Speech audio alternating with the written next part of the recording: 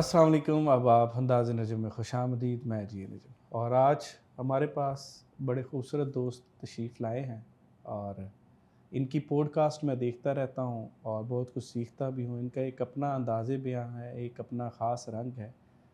मुख्तलिफ़ असातिज़ा के पास ये गए हैं और उनसे एक मुलाकात सही के उन्वान से गुफ्तगू रिकॉर्ड की है और बड़ी अहम तरीन गुफ्तगू अगर हम बात करें तजम्मुल कलीम साहब के हवाले से कि इन्होंने वो रिकॉर्ड की और शायद कहीं न कहीं मेरी कमी ये पूरी की क्योंकि मैं पॉडकास्ट थोड़ी लेट शुरू की। तो तजम्मुल कलीम साहब से जो बातें मैं करना चाह रहा था शायद ये करके आए और उसको रिकॉर्ड का हिस्सा बनाया। तो आज इनसे इसी हवाले से कुछ गुफ्तगू करते हैं, पॉडकास्ट के हवाले से, कुछ जो है इसके अंदर मसाइल हैं उस हवाले से गुफ्तगू करते हैं। तो हमारे साथ मौजूद हैं सैयद हसन ज़ादा। अस्सलाम वालेकुम। हुज़ूर वाला कैसे मिजाज है? कैसे हैं आप हसन वालेकुम भाई? अस्सलाम। करम नवाज़ी है उसकी परवरदिगार की। अच्छा, पहले तो आपको अंदाज़े नजम में खुशामदीद और straight to the point. Podcast जो है, आप क्या समझते हैं कि आपने क्यों चुना है इसको, पॉडकास्ट को अपना सोर्स ऑफ कम्युनिकेशन या मीडियम? जॉन साहब कहते हैं कि अज़ल से एक हादसा तो है और वो हुँ, ये है कि आज तक बात ना कही गई, बात ना सुनी गई। क्या बात! हमारे मुआशरे में एक चीज़ का फ़ुक़दान मैं देख रहा हूँ और वो ये कि हमें मालूम ही नहीं है हमने कौन-सी बात करनी है, कौन-सी नहीं करनी। वही बात। अगर हम अपने इलेक्ट्रॉनिक मीडिया की बात करते हैं, तो हमें कोई कंट्रोवर्सी चाहिए, हुँ, कोई वाक़या चाहिए बिल्कुल सही। या कोई ऐसी हरकत व सकनात हम देखना चाहते हैं जो कि एक महज़्ज़ब मुआशरे में नहीं होनी चाहिए। हुँ, मेरा ऐसा मानना है कि अवामुन्नास अच्छी बात सुनना चाहते हैं हुँ, और फिर इसी गर्ज़ से मैं बहुत खूबसूरत लोगों के साथ बैठा, उनसे गुफ्तगू की, उनसे सीखा और उन्वान वो सिलेक्ट किया जो कंट्रोवर्शियल नहीं था, हुँ, जो ज़िंदगी से रिलेटेड है, बिल्कुल ऐसे ही है। जिसमें एक दायमी सुकून आप महसूस कर सकते हैं। हुँ, तो मुझे लगता है कि पॉडकास्ट वो ऐसा मीडियम है मेरी अपनी ज़ात के लिए, जिसमें रहते हुए खूबसूरत बात की भी जा सकती है, खूबसूरत बात सुनी भी जा सकती और इसके अंदर बाकी जितनी मर्ज़ी चीज़ें शामिल करना चाहें, वो आपकी मर्ज़ी है। है। वो आपकी मर्ज़ी। बिल्कुल ठीक है। अच्छा, हसन भाई मुझे एक बात बताइए, हम बात करते हैं तजम्मुल करीम साहब की। एक ख़ास रग़बत रही है मुझे उनके साथ, बड़ा टाइम भी गुज़ारा और अल्हम्दुलिल्लाह नजफ़ फ़ेलोज़ के पास उनकी मैक्सिमम रिकॉर्डिंग है। लेकिन एक हमारा काम जो आपने किया, वो ये था कि आपने उनसे गुफ्तगू रिकॉर्ड की, गो के हम निजी सतह पे तो उनसे बहुत गुफ्तगू कर सके, लेकिन रिकॉर्ड का हिस्सा बनाने की गर्ज़ से आपने उनके साथ जो गुफ्तगू रिकॉर्ड की, वो बड़ी अहम है और मैंने उसको बारहा दफ़ा सुना। तो मुझे बताइए, ये मुलाकात के उन्वान से जो आपने पॉडकास्ट शुरू की है, ये मुलाकात कैसी रही? ये मुलाकात इंतहाई शानदार रही। हुँ, उनके घर जाना हुआ और मैं ये ज़रूर दावा कर सकता हूँ कि मैं अपनी ज़िंदगी में अगर किसी बेहतरीन शायर से मिला हूँ, तो वो तजम्मुल कलीम साहब हैं क्या बात है! और इतने ही अच्छे इंसान से भी मिला हूँ।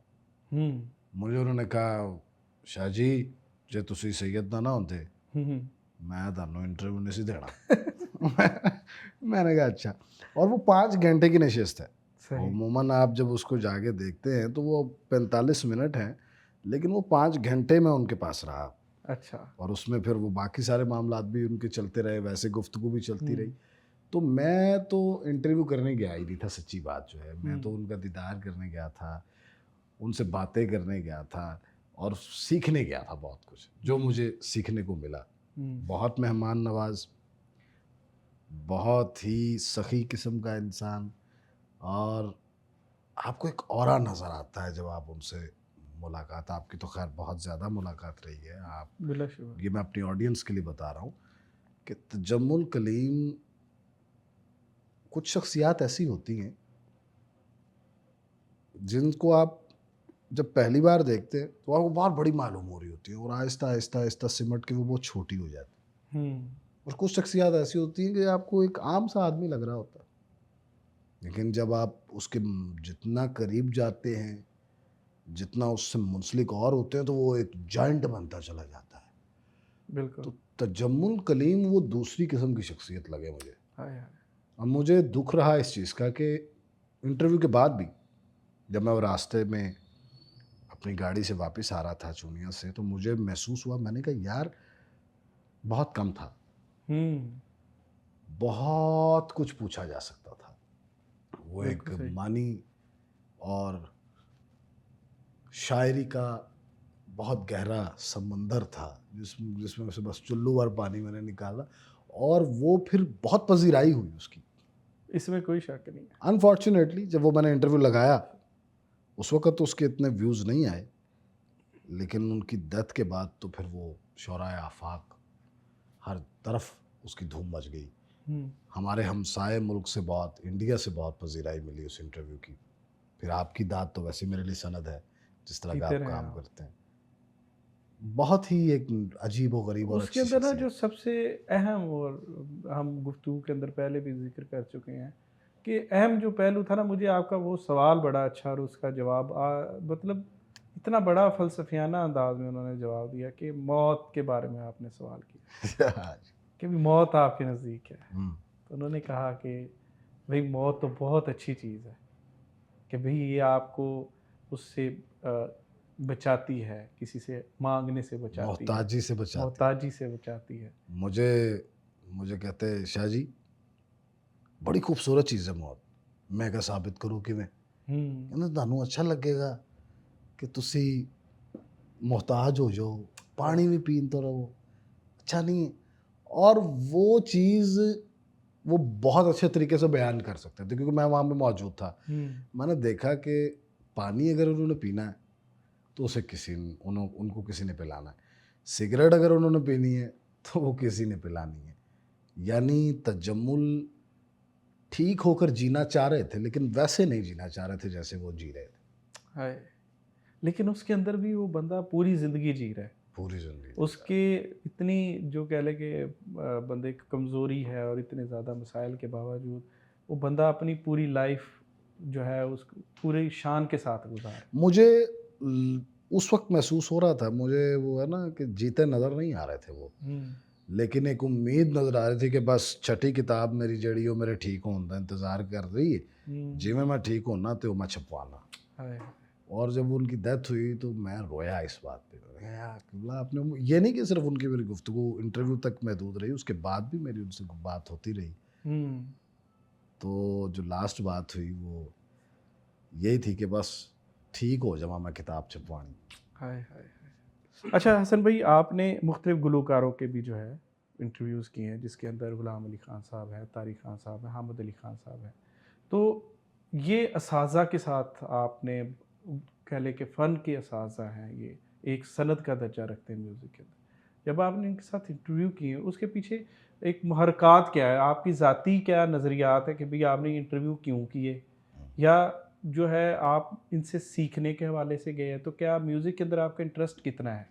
देखें, किसी भी मुआशरे को कंपोज करने के लिए ना, वहाँ पर तलवारें तेज़ करने से मुआशरा कभी भी तरक्की याफ्ता नहीं होता। ठीक है। मुआशरे का हुस्न जो है वो उस मुआशरे की मौसीकी होती, उस मुआशरे की शायरी होती। हुँ। अगर आप किसी भी मुआशरे को दुल्हन की तरह सजाना चाहते हैं ना, तो हुँ। बेहतरीन शायर वहाँ पैदा करें, बेहतरीन म्यूज़िक से रिलेटेड लोग वहाँ पैदा करें, क्योंकि ये एक ऐसा काम है, मौसीकी जिसे कहते हैं, वो इंसान की बहीमियत को ख़त्म करता है, सही। उसके अंदर की हैवानियत को ख़त्म करता है। आपने जितना देखा होगा, किसी ने कत्ल करने वाला कोई ऐसा नहीं होगा कि यार ये गिटार बजाता था इसने बंदा मार दिया, हाँ। यार ये हारमोनियम बजाता था इसने बंदा मार दिया। बंदा मारने वाला वही आपको ज़हन नज़र आएगा जिसकी इंटेलेक्ट पावर जो होगी या उसकी जो एक क्वालिटी होगी वो कम होगी। बिल्कुल ठीक है। तो ये एहसासात की दुनिया है, हुँ। म्यूज़िक तो खैर। तो मुझे इन असातिज़ा से बहुत कुछ सीखने को मिला, लेकिन मैंने एक चीज़ और नोट की कि इन लोगों की गुफ्तगू बहुत ज़रूरी है इस सोसाइटी के लिए, जो कि अपने आर्ट से, अब उस्ताद तारिक ख़ान साहब की अगर मैं बात करूँ, बड़ा अच्छा उनके साथ मेरा इंटरव्यू रहा। तो पूरी दुनिया में वो एक हैं। हुँ। और अनफॉर्चुनेटली हमारे यहाँ पर बहुत से ऐसे बड़ी बड़ी सीटों पे लोग बैठे हुए हैं, हम्म।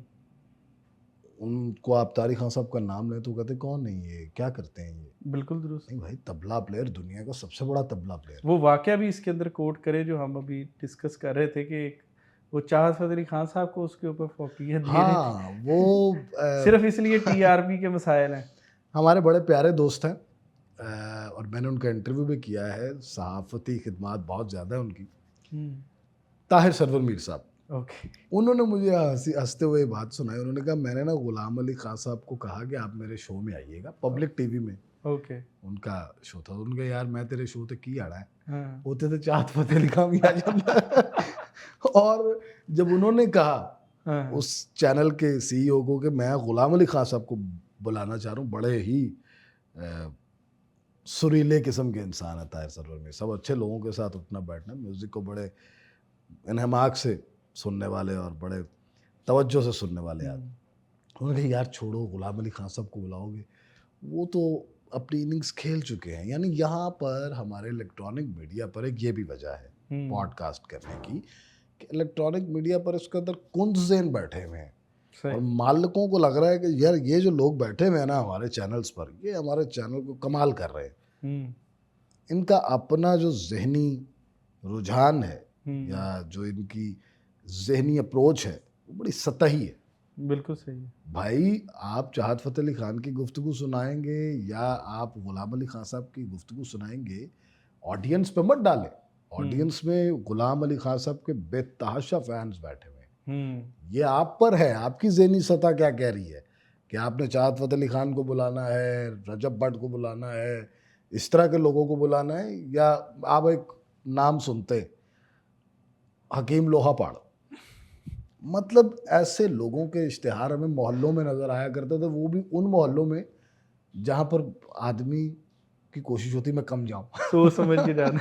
और वो बंदा आपको इलेक्ट्रॉनिक मीडिया पे एक बहुत बड़े चैनल पे एक बहुत बड़े एंकर के साथ नज़र आ रहा है। तो आपको यहाँ से अंदाज़ा हो जाना चाहिए कि ये जो सोसाइटी है, ये जो मुआशरा है, ये किस कदर तनज़्ज़ुली का शिकार हो चुका है। नहीं तो आप मुझे बताएं ना कि पॉडकास्ट हो रहे हैं और पॉडकास्ट के अंदर हम देख रहे हैं कि टिकटॉकर्स को बुलाया जा रहा है और just for the sake of famousity जो है उनको टीआरपी के लिए ऐसे लोगों को जो है वो फेमस किया जा रहा है, वो कि वो टिकटॉक पर एक समझिए एक जगह पर मौजूद हैं, चले वहाँ पे खेल रहे हैं उनका अलग, लेकिन उनको मेन स्ट्रीम मीडिया के अंदर जब आप लाते हैं, ला के उनसे वो सवालात पूछते हैं जो कि वो आप उससे एम्बेरसमेंट तो नहीं होती उनको, लेकिन एक जो है उनको वो पीआर मिलती है, एक फेमसिटी एक नेक्स्ट लेवल पे चली जाती है उनकी, और झूठ बोल रहे होते हैं, दबा के बोल रहे होते हैं, ऑन कैमरा झूठ बोल रहे होते हैं। तो ऐसे लोगों की पजीराई मेरा ख्याल है कि गलत बात नहीं है। मेरे लिहाज से ये गलत से थोड़ी सी ऊपर की बात है, और ये एक सोची समझी साजिश के तहत किया जाने वाला काम है। हमें लग रहा है कि हाँ जी, ये हमें लग रहा है कि ऐसे ही वो हिट हो जाती है कोई चीज़ और वो आ जाती है सामने, नहीं। मुझे लग रहा है कि इसके पीछे ना एक अच्छी खासी लॉबी कार फरमा है। क्यों? क्योंकि हमारे पाकिस्तान की अगर बात करें ना, तो ये बड़ा रिच कल्चर है हमारा। सही। आप एक चीज़ नोट कीजिए, बड़े गुलाम अली खान साहब जिनकी शागिर्दा हुई लता मंगेशकर भी और नूर जहाँ भी थे पाकिस्तान के, बिल्कुल ऐसे। सलामत अली खान साहब, उस्ताद सलामत अली खान साहब, पूरे दुनिया में एक आदमी था वो। अब उस्ताद तारिक खान साहब की बात करें, एक आदमी है वो। बिल्कुल ठीक है, जितने बड़े बड़े नाम हुए मौसीकी से रिलेटेड, ये तो मौसीकी से रिलेटेड हो गया। अब मुझे ये बताएं, इंडिया भरा पड़ा है शायरी से, क्या दुनिया के बेहतरीन शायर पाकिस्तान के अलावा बिलाशुबा इधर ही है। तो मुझे लग रहा है कि कल्चरली जब आप किसी भी कौम को कैप्चर कर लेते हैं ना सर, तो फिर आप उन पर फतह पाना आपकी आसान हो जाती है। और ऑडियंस जो होती है ना, उसकी कोई राय नहीं होती, उसको जो आप मुसलसल दिखाते जाएंगे वो उसकी राय बन जाएगी। बिल्कुल सही। और ये जो इनको सामने लाया जाना है, मैं आपको एक मज़े का वाक़या सुनाता हूँ इस पर। हमारे एक बड़े अच्छे दोस्त हैं रेहान तारिक साहब। अच्छा। उन्होंने एक इंटरव्यू किया, तो वो इंटरव्यू बड़ा अजीबो गरीब हुआ और लोगों ने उस पर उनको बहुत ज़्यादा ट्रोल किया सोशल मीडिया पे। तो मैंने उनको फ़ोन किया, मैंने कहा रेहान तारिक भाई ये क्या किया आपने, अच्छा, ये क्या ये क्या किया आप? आपकी मासूमियत को भी दाद है वैसे। मैंने कहा ये आपने ये क्यों इंटरव्यू किया, और ये तो इस काबिल ही नहीं है कि आप जैसी शख्सियत के सामने ये बंदा बैठ भी सके। हम्म। तो उन्होंने मुझे एक बात बताई, उन्होंने कहा कि उस बंदे का पता क्या कहना था, हम्म। उस बंदे का कहना था कि सर मैं भी नहीं आया, मेरे पीछे ਵੱਡੇ ਘਰ ਵਾਲਿਆਂ ਦੇ ਹੱਥ ने। अच्छा। तो हमारे पूरी दुनिया को पता है कि पाकिस्तान में एक ही तो बड़ा घर है, हम्म। और उसका आशीर्वाद हो तो बंदा, आजकल क्रिकेट का भी टाइम चल रहा है, 10 ओवरों में गंदी परफॉर्मेंस करे फिर भी अगले मैच में होता है। हाय हाय हाय हाय। तो यहाँ से अंदाज़ा लगा लो। क्या क्या एक ही जो है ना जवाब के अंदर आपने बड़े सारे जो है ना वो जख्म जो है वो हिला के रख दिए हैं दोबारा, उनके अंदर जो है फिर रिसना शुरू हो गया खून। खैर, अभी ताज़ा ताज़ा हमारी टीम भी जो है माशाल्लाह जी बहुत बुरी कारनामा परफॉर्मेंस, है। बहुत बुरी परफॉर्मेंस, तो इंटरेस्ट कितना है क्रिकेट के अंदर और कितना बहुत किस ज़्यादा पर? है। अगर पॉडकास्टर ना बनता या जर्नलिस्ट ना बनता तो क्रिकेटर बनता। तो मुझे बताएं कि ये जो हम इस वक्त आप हॉकी हॉकी के भी हाल देख रहे हैं ना, हॉकी हाँ के अंदर भी पाकिस्तान ने अभी दोबारा वर्ल्ड कप के लिए क्वालिफाई कर लिया है। गो के हालात इतने ज़्यादा वो मसाइल थे ऑस्ट्रेलिया में जो वाक़यात हुए उनके साथ। पाकिस्तानी टीम हम क्रिकेट की बात करें तो कहा जाता है कि ज़्यादा एक्सपेंस अपने स्पोर्ट्स बजट का हम क्रिकेट के ऊपर लगा रहे हैं। इसके बावजूद आपको क्या नज़र आ रहा है फ्यूचर, क्योंकि पाकिस्तान के अंदर क्रिकेट तो कभी भी नहीं फौत हो सकती, नहीं, ठीक है?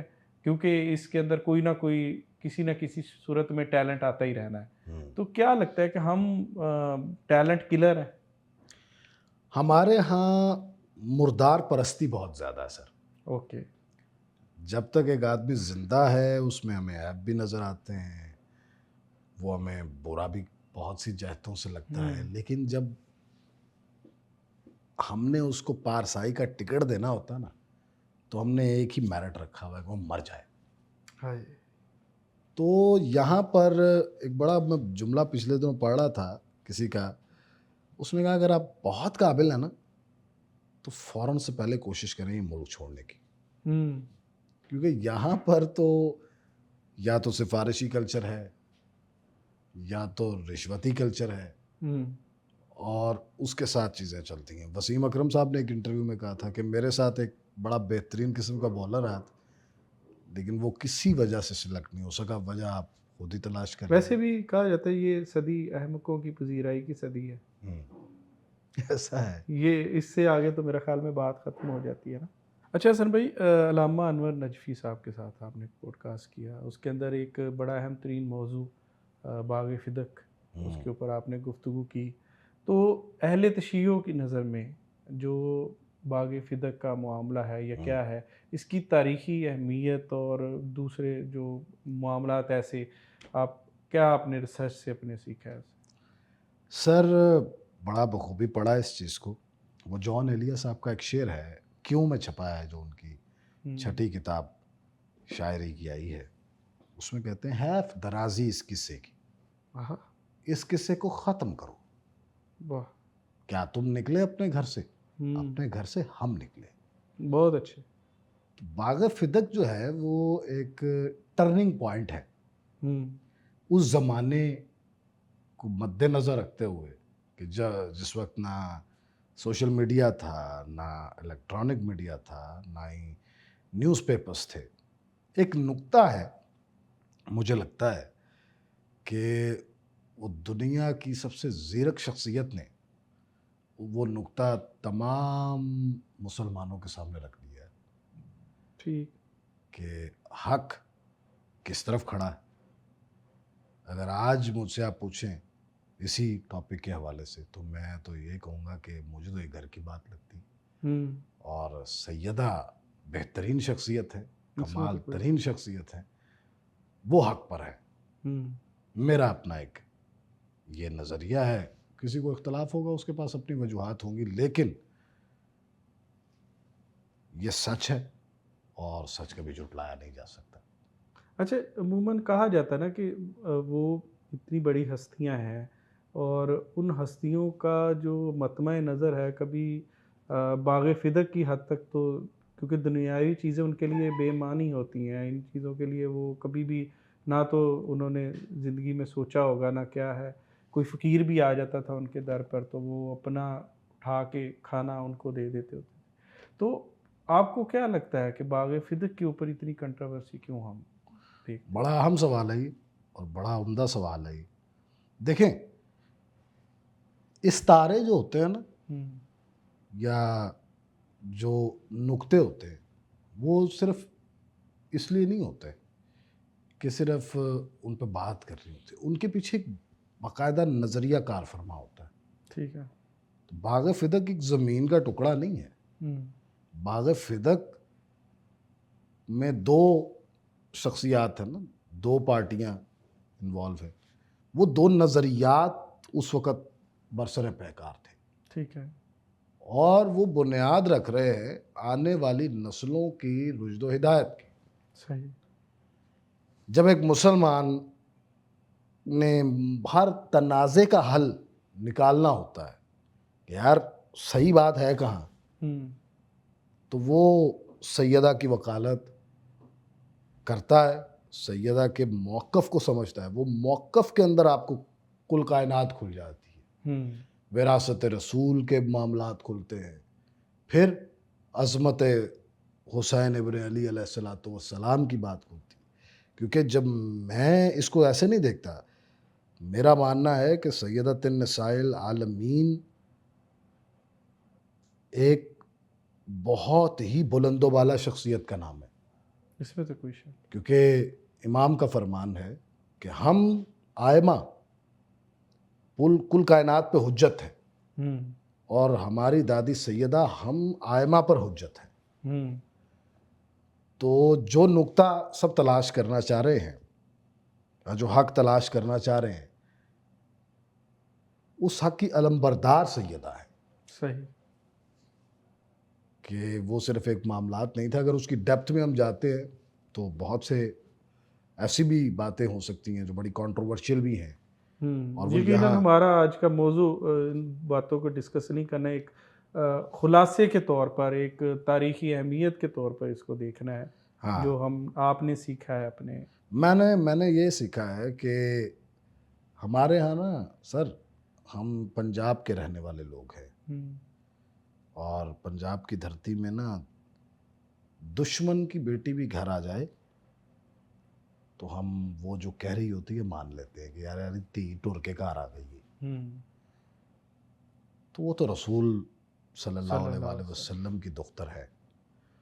मैं एक बात पूछता होता हूँ कि यार एक सहाबी अगर आज के ज़माने में किसी के घर दस्तक दे और वो कहे कि मैं अबू ज़र गफ़ारी हूँ, और आपको इस चीज़ का इदराक भी हो जाए कि ये अबू ज़र गफ़ारी है, और वो आपसे आकर आपके ही घर पे एक बेहतरीन कमरा जो आपका है वो आपसे मांग ले आके, तो आप क्या नहीं देंगे? इसमें तो कोई दो राय नहीं। तो अगर आप एक सहाबी को एक बेहतरीन कमरा दे देते हैं, तो अगर एक सहाबी के सामने अगर शख्सियत खुद चल कर आ जाए, आज के ज़माने में ही सैयदतुन निसाइल आलमीन आपके घर चल के आ जाए, तो क्या आप अपना घर खाली नहीं कर देंगे? यकीनन हम तो सब वो वही बात है, हम अपने ईमान के तकाज़े के तहत तो सब कुछ ये है कुर्बान कर। कि फैसला किसने करना है किसने नहीं, मैंने बस ये देखना है कि मैंने खड़ा कहाँ होना है। हुँ, तो मैं तो अपने आप को उस रो में खड़ा करूँगा, सही। उस फ़हरिस्त में खड़ा करूँगा जहाँ सैयदतुन निसाइल आलमीन जिसकी क़यादत कर रही। सुभान अल्लाह। इख्तलाफ वो जाने और उसकी ज़ात जाने उसने क्या फ़ैसले करने हैं, क्या नहीं करने हैं। लेकिन मुझसे पूछा जाएगा तो मैं तो सैयदा के पीछे खड़ा हूँ। बिल्कुल ठीक। अच्छा, अल्लामा सदाकत अली फ़रीदी साहब का भी आपने पॉडकास्ट किया, तो वो कैसा रहा? उसे उससे क्या आउटकम जो है आपको मिला? अलामा साहब बहुत अच्छी गुफ्तगू करते हैं। क़िबला। अब ये दोनों डिफरेंट जी, जी, जी। डायमेंशंस जी, हैं। जी, बिल्कुल डिफ़रेंट डायमेंशंस हैं। एक तो बिल्कुल अहले तशय्युअ मकतब फ़िक्र है, और दूसरा मकतब फ़िक्र जो है वो सुन्नी बरेलवी है। हुँ, मेरे से ज़माना पूछता है, मैं नहीं ये बात बताता, लेकिन हकीकत ये है कि अलामा साहब अहले सुन्नत वल जमात के फ़रसुदा अक़ायद को भी दुरुस्त कर रहे हैं, सही। और अहले तशय्यो में राइज हम्म, जो बदउनवानियाँ हैं उनका भी कला कमा कर रहे हैं। सही। उनका एक बाकायदा हमारे साथ प्रोग्राम चल रहा है हकायक के नाम से, ओके। और बहुत मुल्कों में देखा जा रहा है, अमेरिका में, उसके अलावा कनाडा से, थाईलैंड से आज फ़ोन आया हुआ था, और इस तरह वो देखा जा रहे हैं उसके एपिसोड्स। तो वहाँ पर बड़ी मुदल्लल गुफ्तगू हो रही है। वो कहते हैं कि आप हर शय को दलाइल की रूह से देखें, हम्म, ना कि आप जज्बातियत की रूह से देखें चीज़ों को। आप दलाइल से देखते हुए हक़ को पहचानें, सही। क्योंकि जिस तरह सिर्फ शिया हजरात देख रहे हैं हम्म, दीन इस्लाम को, वो वैसा भी नहीं है, और जिस तरह सिर्फ हमारे अहले सुन्नत की बरादरी देख रही है वो वैसा भी नहीं है। ये सिरात मुस्तकीम है। तो आपको नहीं लगता कि यहाँ पर जब हम किसी के साथ गुफ्तगू करते हैं, मुनाज़रे की सूरत में हम किसी के सामने आते हैं, लेकिन हम अपने एक पॉइंट ऑफ व्यू के ऊपर इतने रिजिड हो के उस गुफ्तगू का आगाज़ करते हैं कि उस गुफ्तगू से कुछ आउटकम नहीं आता। तो ऐसी गुफ्तगू का या ऐसे मुज़ाकरे का या ऐसे मुबाहसे का जब फ़ायदा ही कोई नहीं है, आप अपनी उस चीज़ से हम पॉलिटिकली भी इसको देखें कि जो नून लीग का वो नून लीग का, जो पीटीआई का पीटीआई का, जो दूसरी जमातों का पीपी का पीपी का है। तो उन्होंने जिस मौक़िफ़ के ऊपर अड़े हुए हैं या जिस पार्टी, उन्होंने उसकी जो है कह लें कि वकालत करनी है, उन्होंने मानना किसी को नहीं है। तो ऐसे सूरत में आप मुबाहिसों को किस नज़र से देखते हैं? देखें, बहस करने के लिए ज़रूरी ये है हुँ, कि आदमी सीखने के लिए बहस करे। हज़रत अली करमुल्लाह वजह, फिर मुझे हर जगह याद वही आते हैं। वो कहते हैं कि बात सीखने के लिए करो, बात उस जाहिल की तरह करो जो सीखना चाहता है, उस आलिम की तरह नहीं जो उलझना चाहता है। बिल्कुल सही। जब बहस बहुत अच्छी चीज़ है, किसी भी मुद्दे पर, किसी भी टॉपिक पर बात करना बहुत अच्छी चीज़ है। मैं आपसे आगाज़ ही मैंने जॉन के शेर से किया कि बात नहीं होती यहाँ पे, और बात करने भी नहीं दी जाती। सबसे पहले जैसे आपने मुझसे फ़िदक की बात की है और मैंने कहा कि मैं सैयदा के साथ हूँ और मैं अपने मरते दम तक ये बात कहूँगा, लेकिन किसी को ये रास नहीं आएगी तो वो मुझे आगे से गाली देगा। भाई आप ये देखें मैं क्यों सैयदा के साथ हूँ, मेरी एक अपनी चॉइस है, मैं उस अपना एक जहन है, अपनी एक रूह है, अपनी एक लॉजिक है मेरी, मैं उसके साथ उसके तहत हूँ। आप मुझे कायल कर लें, मेरा रास्ता बदल सकते हैं तो बदल दें अपनी उस आइडियोलॉजी के साथ जो कि मेरी आइडियोलॉजी से ज़्यादा मुकद्दम हो, उससे ज़्यादा स्ट्रॉन्ग हो, उससे ज़्यादा लॉजिकल हो, बिल्कुल तो ठीक फिर तो मैं बदलूंगा। है। यहाँ पर रविश ये है कि हमारे यहाँ बहसो मुबाहिसा या जो एक दूसरे के साथ तकरार होती है लफ्ज़ी, वो क्यों होती है? उसकी रीज़न ये है कि हम लोग कभी भी मौक़िफ़ सामने रखते इसलिए नहीं है कि हमने सीखना है, हमने उलझना है। तो उलझना इल्म में है ही नहीं। इल्म हासिल करो, खा तुम्हें सीन जाना पड़े या चीन जाना पड़े, कुछ कहते हैं चीन जाना पड़े, कुछ कहते हैं सीन जाना पड़े, और सीन जो है वो कुछ कहते हैं कि नजफ़ का पुराना नाम है। ओके। ठीक है, तो जो कह रहे हैं ठीक कह रहे हैं, आप चले चीन भी कर लें, लेकिन हर मुसलमान औरत पर और मर्द पर फ़र्ज़ है ना इल्म हासिल करना। दलाइल की रूह से देखो, अकल मालिक ने दी है, गौर व फिक्र करो कि नहीं जो मेरे आबा अजदाद ने कहा मैं वही मानूंगा। तो यासीन भी तो यही कह रही है। सूरह आल यासीन में क्या है कि तुम्हें उन लोगों के लिए नबी बनाकर भेजा गया है, रहमतुल्लिल आलमीन बनाकर भेजा गया है, जिनके आबा अजदाद को मुतला नहीं किया गया था, क्या बात है। जिनको यही लगता रहा कि हम हक पे हैं, हम्म, हमें अपने नज़रियात के साथ रहने दो। जितने पुराने अंबिया गुजरे, तो कुरान की एक बड़ी खूबसूरत मैंने आयत पढ़ी नजम भाई, वो कहता है कि इनके दिल आपस में मिलते जुलते हैं। ये बातें वहाँ पर भी थी कि हम तुम्हें अपने लिए नहूसत करार देते हैं, हम तुम्हें नहीं सही समझ रहे, हमें हमारे अकायद के साथ रहने दो, जो हमारे अकायद हैं। हमारे बड़ों ने ये किया, हम भी यही करेंगे। हम भी ये करेंगे। हाँ। तो ज़रूरी नहीं कि जो आपके बड़ों ने किया हो वो ठीक किया हो। उन्होंने तो तलवारों के डर से भी किया होगा, उन्होंने तो खौफ की वजह से भी किया होगा, क्योंकि उस ज़माने में इस तरह, आज के ज़माने में ना, आज के ज़माने में आप सच की बात नहीं कर सकते, उतना सच बोल सकते हैं जितना आपके हालात इजाज़त दें आपको, पता ही है आपको इसमें तो कोई दो राय नहीं। ये हम जिस मीडियम पे बैठे हुए हैं इस पे बड़ी बड़ी सच्ची बात की जा सकती है, लेकिन हम पैराए ढूंढ रहे होते हैं कि हम किस तरह से इस टॉपिक से बच के निकल सकते हैं। नहीं, जमहूरियत के अलंबरदार बड़े-बड़े, आपने भी एक वीडियो मेरी नज़र से गुजरी है, वहाँ पर एक बंदा कोई बात कर रहा है, तो उस उधर उन्होंने पकड़ लिया उसको, ठीक है? मिलिट्री का ही बंदा था, वो बात उनसे कर रहा है और सही बात कर रहा है और एहतजाज कर रहा है, उन्होंने पकड़ा और ले गए। मतलब आज़ादी इज़हार के जो दावेदार हैं वो ही उसके ऊपर कायम नहीं है, तो फिर जो है यहाँ पर तो ये है ना, उसकी वर्स्ट कंडीशन पाई जाती तो है ना। आप आज से 1400 साल पहले की बात कर रहे हैं जहाँ पर सिवाय तलवार के दूसरी जुबान नहीं इस्तेमाल की गई। हम्म। और मैं कभी-कभी सोचता हूँ कि यार आज के दौर में हमें बोलना कितना मुश्किल है, जहाँ पे ज़्यादा से ज़्यादा ये जेल में डाल देंगे ना। लेकिन उस दौर में कितना मुश्किल होगा जब बादशाह के खिलाफ आप बोल रहे हो और पता है कि इसका सीधा काम ये है कि जैसे ही आपने जद में आना उन्होंने गर्दन उतार देना। ऐसा है, कि यही और वजह है कि और बड़ी हमारे यहाँ मोहम्मद बिन कासिम को हीरो बना के भेजा गया हम्म और हीरो बनाया गया समझा जाता है, हम्म लेकिन जब हम उसकी हिस्ट्री में जाते हैं तो हसन निसार साहब के इंटरव्यू भरे पड़े हैं जिसमें वो मोहम्मद बिन कासिम की सच्चाइयाँ बयान कर रहे हैं। मैंने क्या बयान कर रही हूँ, हम्म। तो वो आप देख सकते हैं कि वो क्या बात कर रहे हैं। अच्छा, कभी-कभी रियलिटी में हम सोचें, एक बंदा बाहर से आया, उसने आके यहाँ पे हमारे घर में कत्लो गारत की, हमारे वालदैन को मारा, औरतों को जो है बंदी बना लिया या व्हाटएवर जो भी किया, करने के बाद वो हीरो कैसे हो सकता है? यही तो बात ये हम कभी यही तो बात है। हमारे यहाँ मसला है ये कि हमारे यहाँ ना फॉलो किया जाता है उन फुटस्टेप्स को जो हमें नहीं पता कि हमें कहाँ ले जाएंगे, लेकिन हमने उन्हें फॉलो करना है। ये तो शुक्र है हमने शायद अंग्रेज़ों से आज़ादी ले ली है, अगर वो मौजूद होते तो शायद सर उनको भी आपने किसी आपको फातेह ये या उस लगता तरह का है लग। अंग्रेज आप पर, मुझे मुझे जो लगता है ये बड़ी बात की जाती है, ये भी एक चूरन है जो बेचा जाता है कि हमने अंग्रेजों से इजाज़त ले ली है। वो अगर तो आपने वो तो अपनी जान छुड़ा के भागे। नहीं, वो थक गए थे आपसे।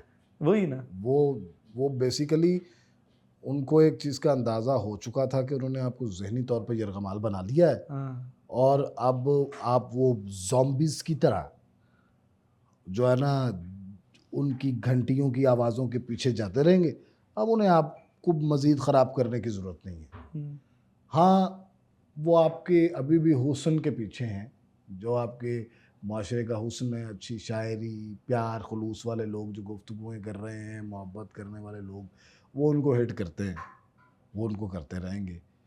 तो जो एक मेरा काम है, जो पॉडकास्टिंग का जितना भी मैं काम कर रहा हूँ, चाहे वो हक़ाइक़ की सूरत में एक प्रोग्राम चल रहा है, निज़ाम की सूरत में एक प्रोग्राम चल रहा है, आईएमएस एक मुलाकात सही के नाम से जो प्रोग्राम चल रहा है, उसका कतई मकसद मैंने कभी ये नहीं रखा कि मैं उसमें कोई मुतनाज़ा चीज़ें शामिल करूँ, बल्कि वो हर उस शख़्स के लिए है, जो सीखने निकला हुआ है कि मुझे नजम भाई से कुछ इसमें मिल कोई जाए, शक मुझे नहीं इसमें है। से कुछ ये है। यही वजह है कि आइडियोलॉजिकली मैं आपको फॉलो भी करता हूँ, आपको कह लें कि दिल की अथाह गहराइयों से, कैसे दिल की वो गहराइयाँ जिनको अता कहा जाता है, उनके साथ आपका फ़ैन भी हूँ और आपके लिए दुआगो भी हूँ कि आप मैं जो है आपका बहुत फ़ैन हूँ जीते और रहें आप। हम और एक बड़ी एक हेल्दी डिबेट आज हम करने में कामयाब हुए हैं, गो कि ये तयशुदा नहीं थी और इसके जो पैरामीटर्स हैं वो भी जो है कह लें कि जो दिमाग में आता गया आपसे पूछते गए, लेकिन ज़ाहिर है आपका काम है और काम के हवाले से गुफ्तगू करना बहुत आसान होता है और जिन्होंने नहीं किया होता उनसे फिर गुफ्तगू भी नहीं होती। तो यकीनन हम आइंदा भी गुफ्तगू करते ज़रूर, रहेंगे ज़रूर और शामिल है आप। बहुत मज़ा आया इस गुफ्तगू का और बहुत शुक्रिया। वेरियस टॉपिक्स को मैं हमने। आज यहाँ बैठ कर ही एहसास कर रहा हूँ कि पहले मैं वहाँ बैठता हूँ, आपने मुझे हमेशा उधर ही बैठे देखा है, लेकिन आज मैं यहाँ बैठा हूँ, तो मुझे आज एहसास हो रहा है कि वो बड़ी रिलैक्स किस्म की कुर्सी ऑफ है, कोर्स ये बड़ी एब्सोल्युटली। टेंशन वाली कुर्सी है। तो जितने भी मेरे मेहमान हैं उनके लिए भी बहुत मोहब्बतें हैं जो आते हैं प्यार से। और नजम भाई बहुत शानदार काम कर रहे हैं, मैं इनकी बहुत दिल से इज़्ज़त करता हूँ, मेरे बड़े भाई हैं, बहुत प्यार है मुझे इनसे, इनके काम से। तो इनको भी फॉलो करें, हमें भी फॉलो करें। और आपके लिए बहुत नेक तमन्नाएँ हैं कि आप जिस तरह का काम कर रहे हैं ना इस वक़्त, वो यकीन मानें कि पूरी दुनिया एक तरफ चल रही है और नजम फेलोज़ वो वाक़ई आपको किसी ने सही कहा है कि ये एक अपने मकाम का ब्रांड है, इसका एक जी नाम तरह है। और जो है वो ये ज़ाहिर है जगमगाएगा। सबसे पहले अब्बास ताबिश साहब ने हमें ये एज़ाज़ बख्शा था, उन्होंने ये लफ्ज़ हमारे लिए इस्तेमाल किया, उनकी मोहब्बत है, उनका प्यार है। तो मेरा ख़्याल हम अब इसको वाइंड अप करते हैं। तो अबाब ग्रामी ये थे सैयद हसन ज़ादा। बड़ी उम्दा गुफ्तगू हुई और मेरे दिल में जो जो भी टॉपिक आया और ख़ास तौर पर जो इन्होंने काम किया था, उस हवाले से हमने गुफ्तगू की और कोशिश की है कि जो इन्होंने सीखा वो हम इनसे सीख सकें। तो अपना बहुत सारा ख़्याल रखिएगा, हमें इजाज़त दीजिए। अल्लाह हाफ़िज़।